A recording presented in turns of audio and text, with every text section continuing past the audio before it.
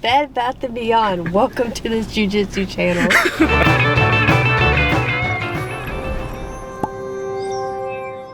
Okay, so if you guys watched the last video, we started the first installments of the Gym Leader series. Jeff Piercy, black belt. Favorite pastime, whooping Carson's ass on the mat. Nice.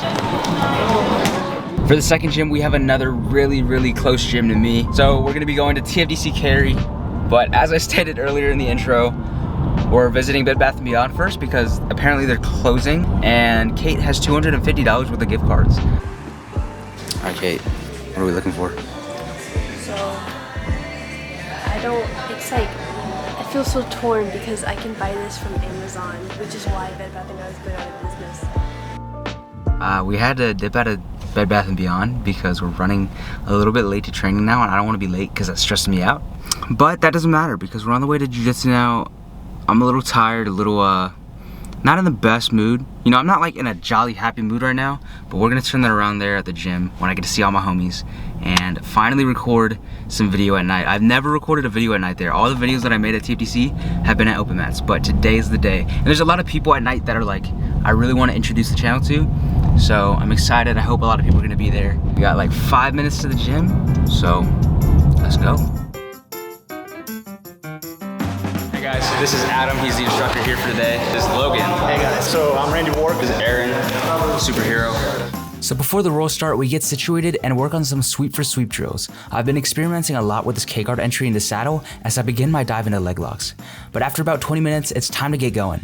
We have a long road ahead of us facing purple, brown, and 2 black belts. So the first 2 rounds here at TFTC come with a heavy cost. In the first round, my opponent gains a huge advantage, starting in mount, and it only gets worse from there. However, let's find out how we went from here to here.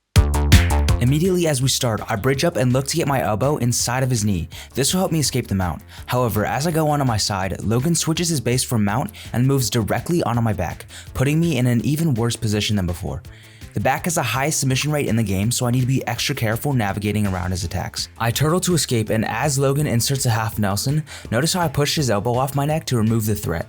From here, I try to make my way back to my feet, and we end up in such an awkward position. Right there, especially with a camera on me, I for sure would have went for a triangle, but Logan opts for a more strategic approach and looks to keep me off balanced. I'm able to regain my composure by keeping his feet off my body and then spin out of the entanglement. After escaping the depths of hell, that is whatever the fuck that was, Logan catches me with my hips too high and does this.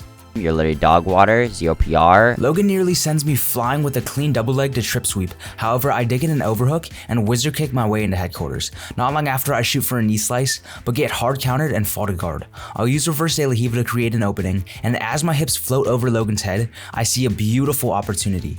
I retracted my hook leg, and feeling my left leg pocketed in his armpit, I knew all I had to do was spin around right into a triangle. To finish, I'll cover his shoulder, pinch my knees together, and crunch in for a disgustingly tight triangle. As soon as the timer starts, Aaron coils around my body, and with Power Ranger-like strength, I get effortlessly torn down. I try my best to escape his hooks, but while also having to focus on the hand fight, he manages to sneak both of his hooks in. Aaron will end up trapping my arm and then moves his top leg across my body as he falls to his right hip. He'll secure the first submission of our fight by rear triangle armbar. We restart, and this time I have the advantage of starting from turtle. Aaron has a weak elbow to knee connection, so I capitalize on that by leaping onto his back and immediately getting my hooks in. Now you think being in the strongest position in Jiu-Jitsu, I should have gotten the submission, right? Nope, he grabs a 2-on-1 so tight he stops the blood flow to my forearm, forcing me off his back. I try and continue to pass, but he decides he wants to stand up, so he stands up.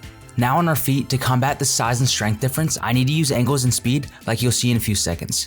However, if you guys are a fan of size and strength, stick around to see how this black belt named Jeremy uses these characteristics to his fullest extent. But back to the problem at hand. A move that could combat Aaron's strengths would be none other than my signature arm drag single. However, after collecting the leg, we enter into a whole different world trying to finish the takedown. After running in circles and trying a few more attacks, Aaron catches me in his grips and sends me back down to the earth. With a few more minutes of getting smashed and rethinking my career, Aaron throws on a Kimura and sends us onto our next challenge. A big part of my game consists of using these relatively safe outside passes to dive into strong middle distance attacks, such as the blast knee slice. Unfortunately for me, I'm trying to blast through the legs of a silverback gorilla, so with a simple frame, Jeremy recovers to his beloved and deadly butterfly guard. He starts to apply a crunch armbar, and because I'm extended, I get easily swept right in a mount. Luckily for all of you, Jeremy could have spent the rest of the round here, sitting on my chest and making me regret my life choices, but he nicely decides to let me wiggle out and the grind continues. As he passes again, I wrap up on a reverse tight waist, and with this grip I could possibly slide right onto his back. He notices the danger and disengages. I'll begin to start working my passing game, but as I'm doing that, Jeremy catches me with a really beautiful tripod sweep. After sweeping me and coming up, Jeremy will attack a double unders pass. But if you guys watched the last video, you'll remember my direct counter known as the origatami. This also led me straight into my triangle. However, Jeremy hits a well-timed stack pass and starts to hunt for the same Kimura as Aaron did in the last round. This time I managed to re-guard and escape the Kimura. However, time runs out before I'm able to do anything substantial, and now it's time for us to face the gym leader here at TFTC today, Randy. To kick things off, I hit my first double leg since God knows when. I'll then start to attack my passing chains, again using the outside passes to weave my way in to knee slices. However, Randy does a good job at preventing this by keeping a frame on my shoulders, preventing me from lowering chest to chest, and he'll then use your day one technical stand-up to disengage and get back to his feet. I throw Randy into a front headlock, but as I go for a trip, he out-times me and whips me onto bottom. As he works to pass, I underhook his leg and start to set up one of my favorite sweeps. I set up a modified X guard, and from here I want both of his hands to post on the floor. As I feel his weight shift into my favor, I topple him over and rise back up to the top. I'll then immediately move into a Toriando, but Randy shrimps and we face the Kimura once more today. Fortunately, I'm quite slippery at this point and I managed to sit back into safety. Now here's where I found that crazy new detail that changed my knee slice game. From headquarters, I threatened the leg drag, and Randy reacts by pulling his leg back and down to prevent the attack. Using the momentum of his pull, I can effortlessly stuff the leg under me and dive in for the blast cut. Another quick detail is look how when Randy tries to move his right leg back to the inside, because of my elbow and knee connection, it's completely shut out. However, with Jeremy, I didn't reconnect fast enough and it costed me getting swept.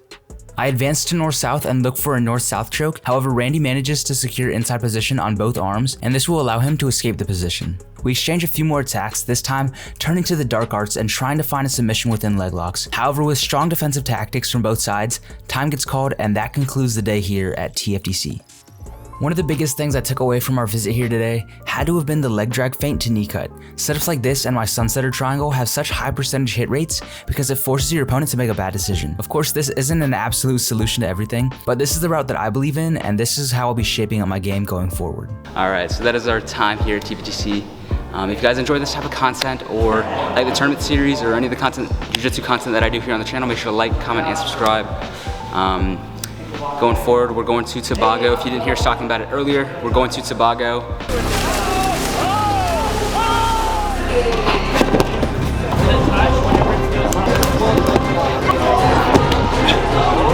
So if you guys want to stay tuned for that, make sure to subscribe, hit the notification bell, and I'll see you guys in a week or so.